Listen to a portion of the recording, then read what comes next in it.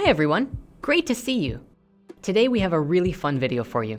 Recently, we went to the magical nexus of spiritual transformation called Rhythmia, where we gave a talk on a subject called the path of the soul. Then, a few days later, we did a Q&A, and one of the questions we received was if we could talk about the upcoming Human History Project a bit. Afterwards, we decided to share this with you here because it's very relevant to the upcoming project, and to share a bit of behind the scenes on what we've been working on and cover the basic dialogue of the Atlantis story from the first human history movie. The launch of the new movie is also coinciding with the final launch of our book, The Book of Spirit, a project which has been in the works since 2011, originally under the name You and I. This book contains the script for the entire new human history movie, but that's only 1/5 of the entire book, which details the continuation of the story through the fall of Atlantis, the birth of the mystery schools and Christianity, and brings us up to present day, which includes a testimonial of my own experiences with the Spirit of Christ and how each one of us can raise our consciousness and ascend into a higher way of life altogether. To celebrate this momentous occasion, we're doing a special pre-order for a hardcover edition of the book, which I will personally sign before we send it to you. You can go and get the pre-order now at shop.spiritsciencecentral.com.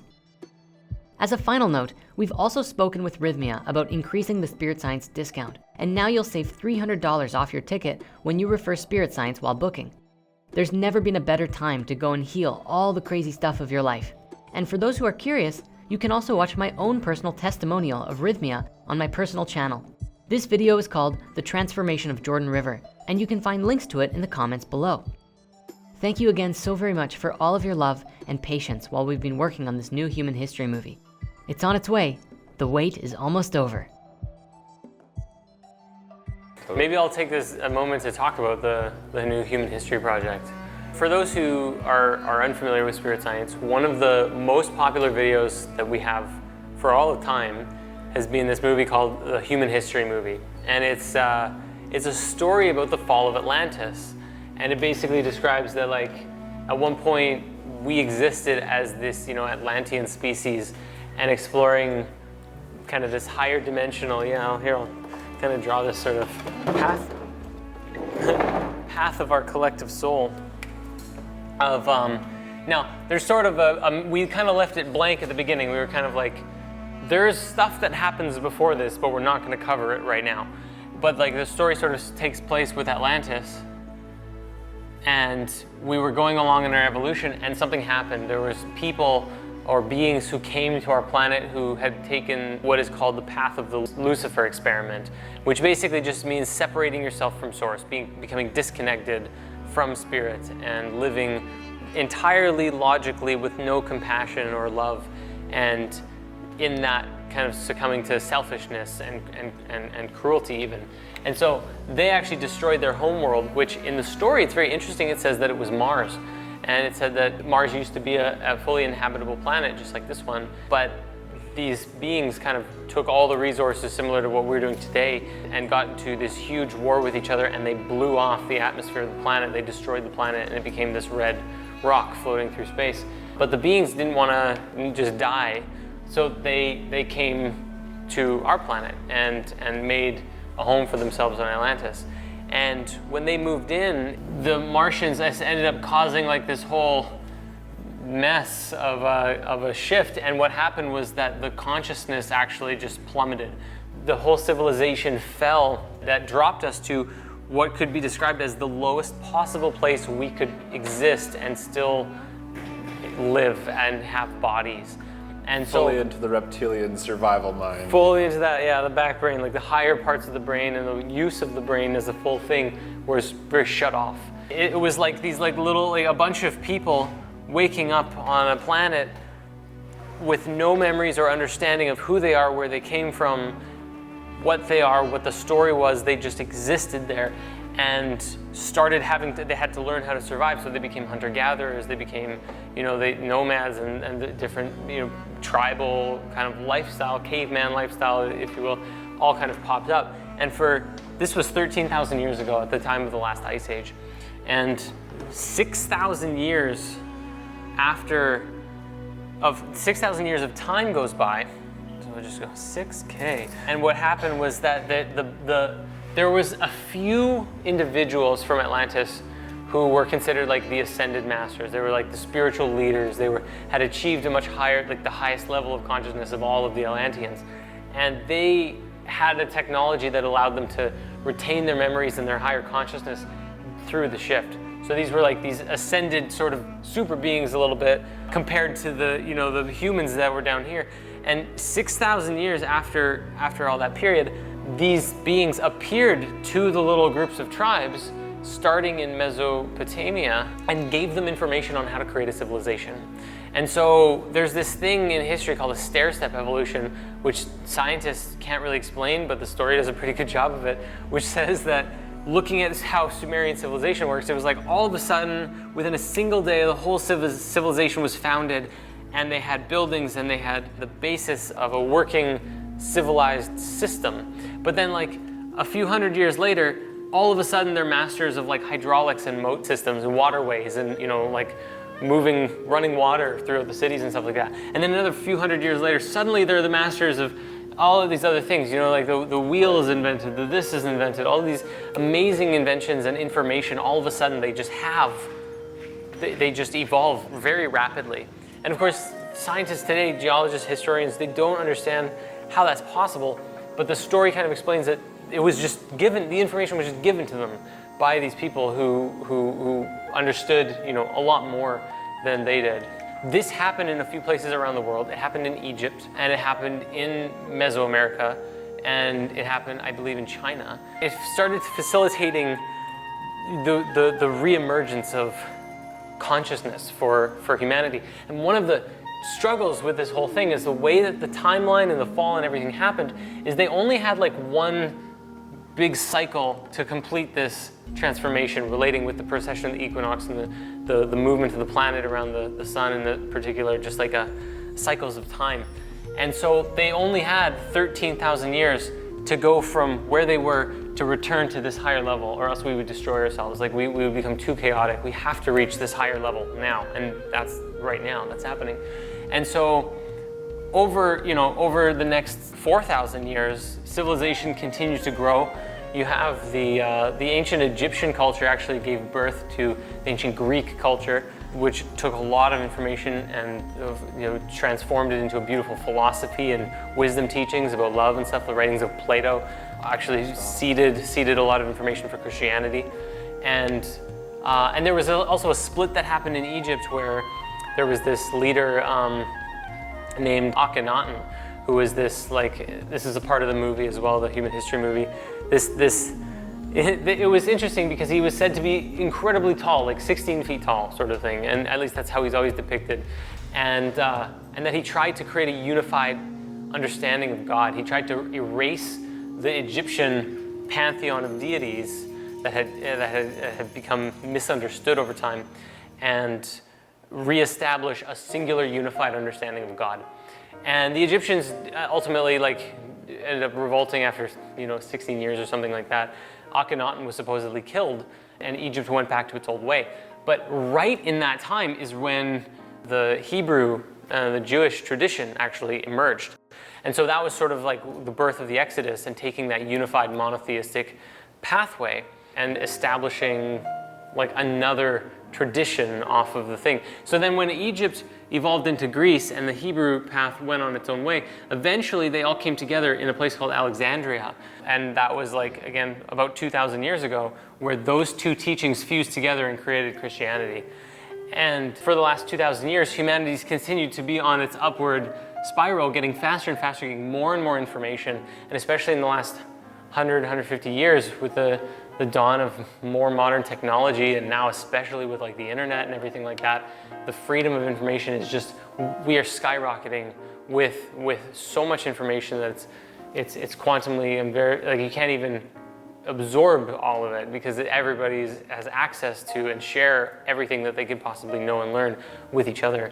And all of it's sort of leading to this crescendo of recognizing this entire story, and then purging and healing all of the trauma from all of the stuff. And that's what the plant medicine is really doing, right? It's we're healing all of this stuff to return to a level where, by the power of our hearts, we can actually once again return to this original or higher consciousness.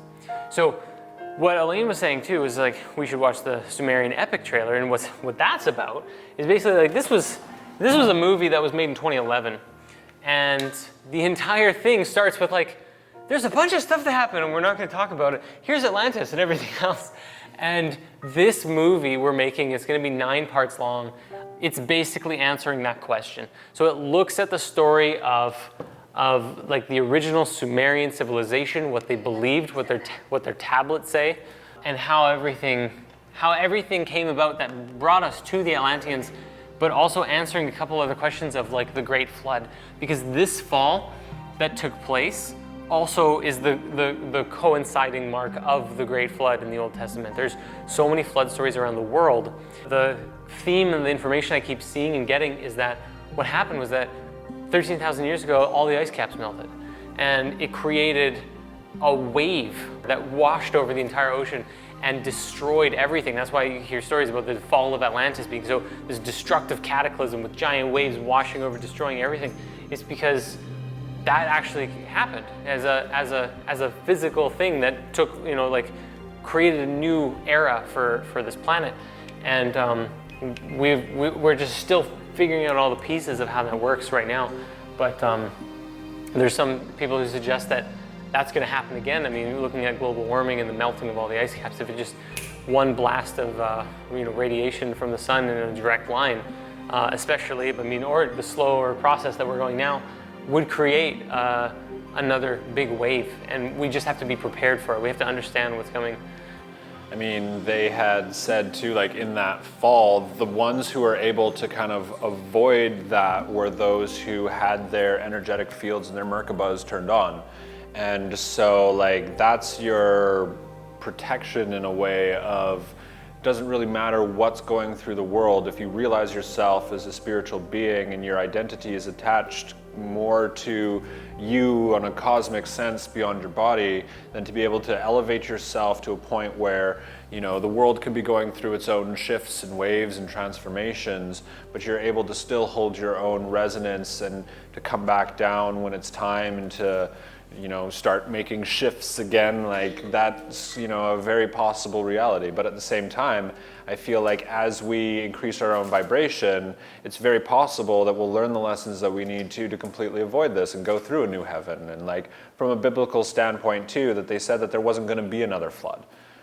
So like chances are like that experience has happened in a way that we don't have to do that again. But they did say the second flood will be fire. So. The next flood will be fire, I was just going to say. So this is really fun. This is a little trailer that we made. Elaine did a lot of coloring for it, actually. Yeah. So, but hopefully you'll enjoy it.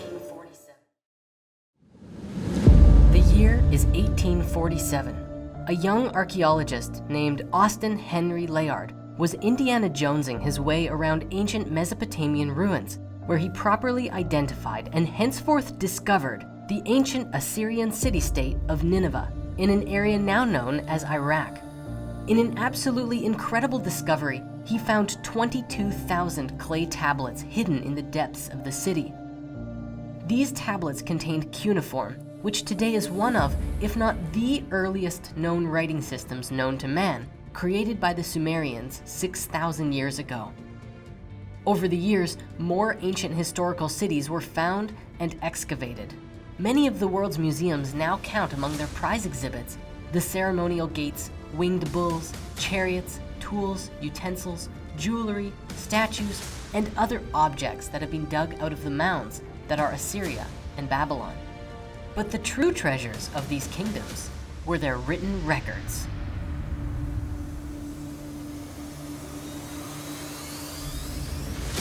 The cuneiform tablets of Sumer contain inscriptions of a tremendous magnitude, encompassing cosmological tales, epic poems, histories of kings, temple records, and not least of all, texts dealing with the names, genealogies, epithets, deeds, powers, and duties of the gods, known as the Anunnaki.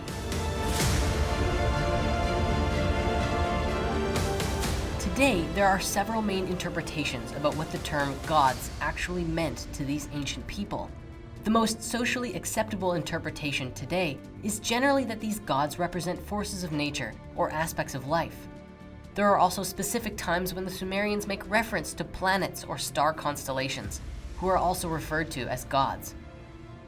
One of the most controversial theories today is that these gods were actual beings like us, who played a part in the creation of humanity. The tablets describe how the gods created our species and explain the purpose behind our existence.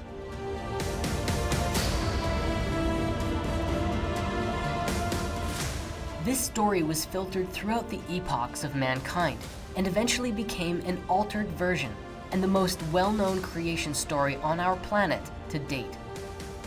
But the question is, what does this story truly mean, and how does it impact us today? Is there any validity to the ideas of the Anunnaki and the planet Nibiru? Let's find out.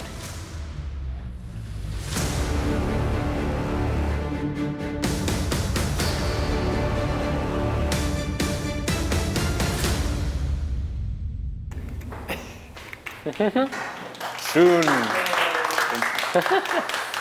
everyone, thank you so much for all of your love, support, and patience while we've been working. Yeah, we can pause that part.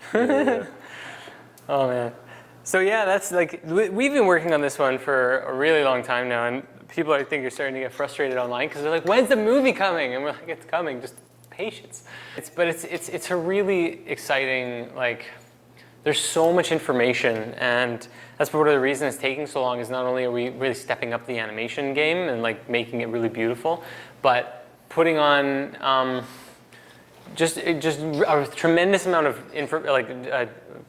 research that went into really making sure the information is as thorough as possibly can be, you know, not just trying to tell one side of the story, but exploring like, this is what some interpretations say, and then this is how other people feel about it, and this is like all the possibilities are really explored throughout this whole thing. So, and we might even have to add some stuff after this journey. I've received a couple of insights on just specific little framing bits, but not like adding whole other episodes or anything. Just like verbiage in some of the ways that things are described, because it's such a big conversation, you know, and.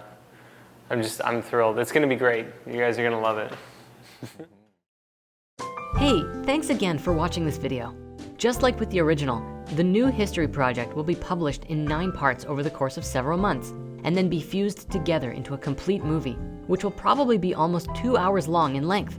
I guarantee you, it'll be well worth the wait.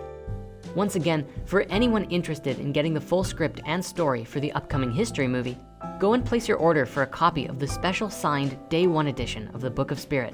And stay tuned, we've got a tidal wave of awesome coming your way. With that, it's time for me to go, but I'll see you again really soon. Ta!